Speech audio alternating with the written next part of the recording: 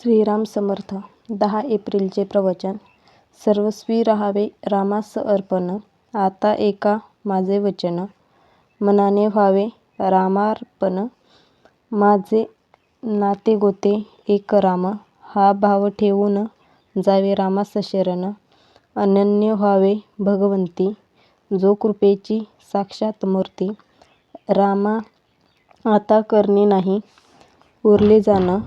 तुला आलो मी अनन्य शरण. सुख दुःखाचा दाता. सत्य नाही दुजा आता.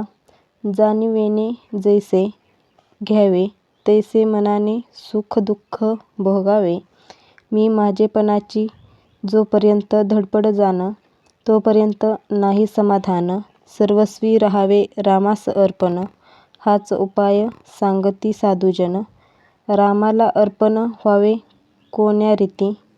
त्याचा मार्ग सज्जन सांगती. प्रयत्नेविन राहो नये. फळाची आशा ठेवू नये. भगवंताला विसरू नये. कर्तव्य या दृष्टीने कर्म करावे. प्रथम राखावे भगवंताचे अधिष्ठान. तेथे व्हावा प्रयत्नाचा उगम. अखंड राखावे अनुसंधान. येणे कर्म होईल सहज रामार्पण.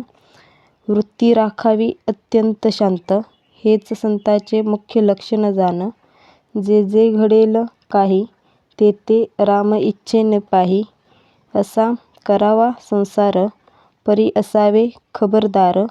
त्राता राम जाणूनी चित्ती. निर्भय करावी आपली वृत्ती. थोर भाग्य उदया आले. रामराया घरी आले. आता व्हावे रामाचे आपण. व्यवहार प्रपंच करावा जतन. न दुज्याचा दोष पाहावा.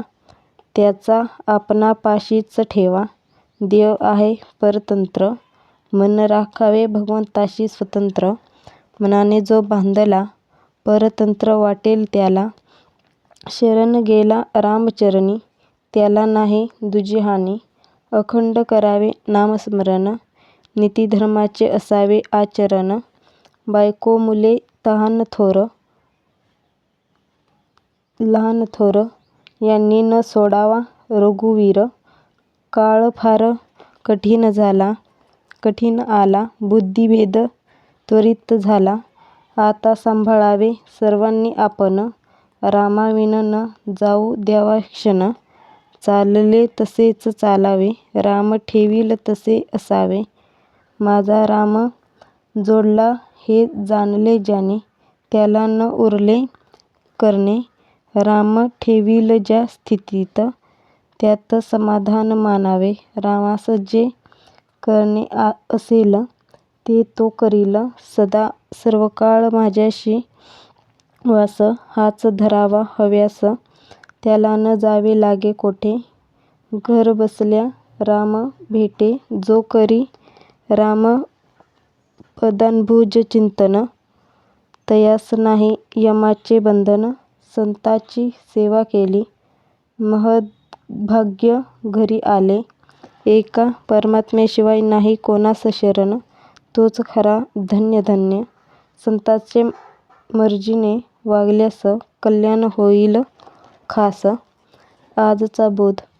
अखंड राखावे अनुसंधान. येणे कर्म होईल सहज रामार्पण.